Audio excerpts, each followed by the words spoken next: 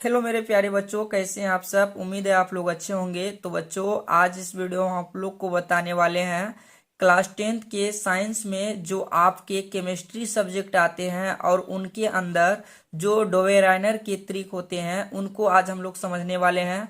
और मैं आपको बता दूं बच्चों कि अगर आप लोग भविष्य में कभी भी केमिस्ट्री सब्जेक्ट रखते हैं तो आपको डोवेराइनर के बारे में जानना अत्यंत आवश्यक है। प्लीज आप इस वीडियो को पूरा कंप्लीट देखें ताकि आपको डोवेराइनर के बारे में अच्छी जानकारी हो।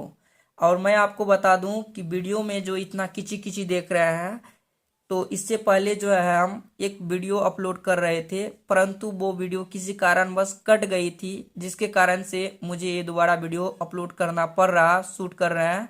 तो आप लोग मत घबराना, ठीक है। तो मैं आपको पूरी तरीके से समझा दूंगा, क्योंकि उस वीडियो में भी हमको समझाना पड़ा था और बीच में से ही वीडियो कट गई थी, इसीलिए हमको फिर से इस वीडियो को बनाना पड़ रहा है। तो सबसे पहले हम लोग जो है डोवेराइनर के बारे में जानेंगे, कि डोवेराइनर कौन थे और वो क्या, मतलब वो क्या दिए थे, ठीक है।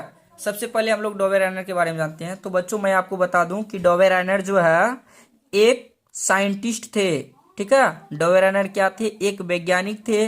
वो कहाँ के वैज्ञानिक थे? तो जर्मनी के वैज्ञानिक थे। कहाँ के वैज्ञानिक थे? जर्मनी के। अच्छा, डोवेराइनर के पूरा नाम क्या है? तो देखिए, वुल्फगांग डोवेराइनर। क्या है? वुल्फगांग डोवेराइनर। अच्छा, तो वुल्फगांग डोवेराइनर ये त्रिक कब दिए थे?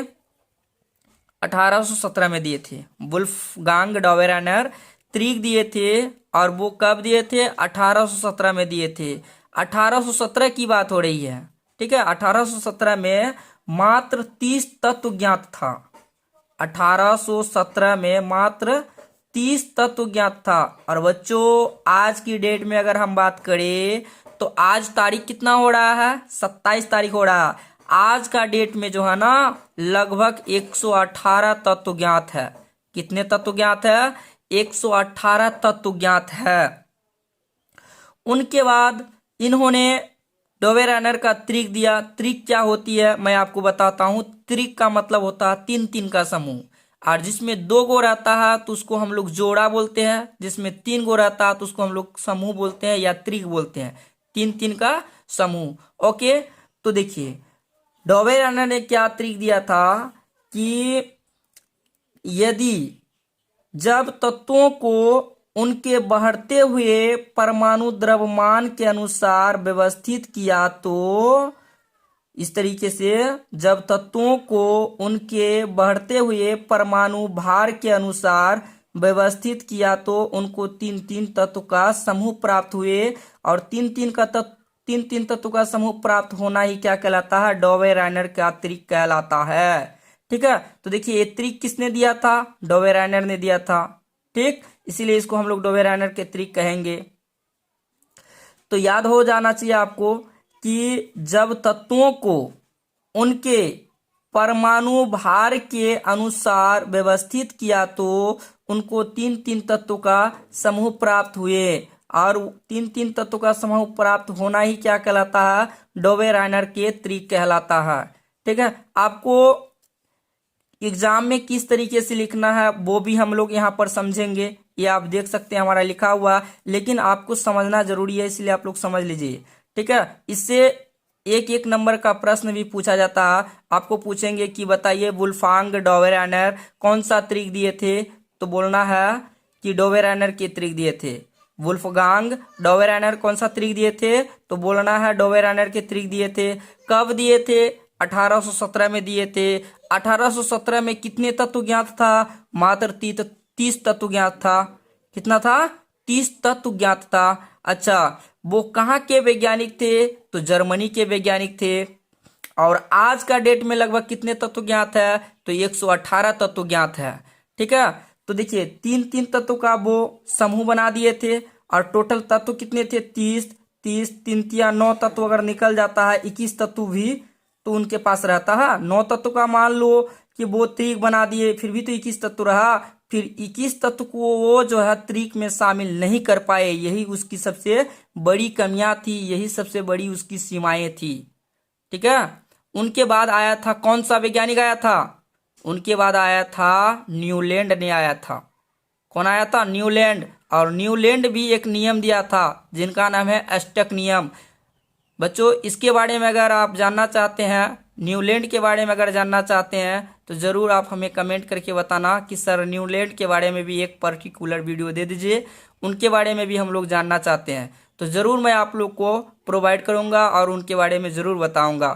ठीक है, पहले आप डोवेरानर के त्रिक समझ लीजिए कि डोवेरानर के त्रिक क्या होते हैं। तीन तीन तत्व का समूह बनाना ही क्या कहलाता है? त्रिक कहलाता है। और ये किसने दिया था? डोवेरानर ने दिया था, इसीलिए हम डोवेरानर के त्रिक कहेंगे। ठीक है, अगर दो दो वो रहेगा तो इसको हम लोग क्या बोलेंगे? जोड़ा बोलेंगे। और अगर तीन तीन गो रहता है तो उसको हम लोग क्या बोलेंगे? तीन तीन का समूह। और तीन तीन का समूह ही क्या कहलाता है? त्रिक कहलाता है। ओके, अच्छा उदाहरण के माध्यम से हम समझते हैं। इन्होंने एक मुख्य बात भी कहा था कि प्रथम तत्व और लास्ट वाला तत्व का परमाणु द्रव्यमान, प्रथम तत्व का परमाणु द्रव्यमान और लास्ट वाला तत्व का परमाणु द्रव्यमान का अगर माध्य ज्ञात करते हैं तो बीच वाले मान के बराबर इसका माध्य आता है। इन्होंने ऐसा कहा था, आप जोड़ के देख लीजिए। देखिए 7 + 39 बट्टा में 2 तो कितना आया? 46 आया कि नहीं? बताइए, आया। तो इस तरीके से जो है इसके बीच वाले मान के बराबर इसका माध्य आता है। इनको भी आप जोड़ सकते हैं। ठीक है, 35 + 127 को जोड़ लीजिए, उसमें 2 का भाग दीजिए, आपको जो है बीच वाले के मान के बराबर में लगभग मान मिलेंगे। तो ये था डोवेरानर के त्रिक। सबसे पहले आपको हम बता देते हैं कि इसमें जितने भी ऑब्जेक्टिव बन रहे हैं इनको आप लोग याद रखिए। ठीक है, आपको ऑब्जेक्टिव बहुत स्ट्रॉन्ग करना पड़ेगा। ठीक है, ऑब्जेक्टिव अगर स्ट्रॉन्ग कर लेते हैं, मजबूत कर लेते हैं, तो फिर केमिस्ट्री का कोई भी ऑब्जेक्टिव अगर आपके सामने आएंगे तो उनको आप अच्छी तरीके से हल करके आएंगे। ठीक है, और केमिस्ट्री एक ऐसा सब्जेक्ट है जिनको हमको समझना जरूरी होता है। बिना समझे अगर क्वेश्चन को सोल्व करते हैं तो हमारा क्वेश्चन गलत भी हो जाता है। तो चलिए बच्चों, मैं आपको बताता हूं कि एग्जाम में अगर डोवेरानर के त्रिक लिखने के लिए कहा जाए तो आप किस तरीके से लिखिएगा, इसके बारे में हम लोग जानते हैं। तो यहाँ आप देख सकते हैं, जब तत्वों को उनके बढ़ते हुए परमाणु भार के अनुसार क्रमवार, क्रमवार का मतलब लगातार, क्रमवार लगाया जाए तो 3 तत्वों के समूह प्राप्त होते हैं, जो अभी हमने आपको यहाँ पर बताया है, जिन्हें त्रिक कहा गया है। त्रिक के मध्य तत्व का परमाणु भार अन्य 2 तत्वों के परमाणु भार का माध्य होता है। जिस तरीके से समझाए हैं उस तरीके से यहाँ लिखा हुआ भी है।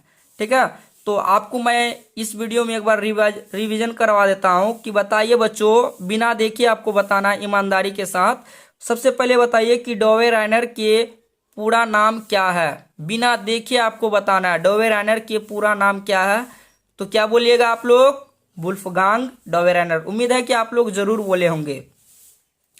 दूसरा प्रश्न हमारा रहेगा बच्चों कि डोवेरानर ने कब तत्व दिए थे त्रिक वाला? ठीक है, डोवेरानर के त्रिक कब दिया गया था? तो 1817 में दिया गया था। कब दिया गया था? 1817 में। अच्छा, 1817 में कितने तत्व ज्ञात थे? तो मात्र 30 तत्व ज्ञात थे। कितने तत्व ज्ञात थे?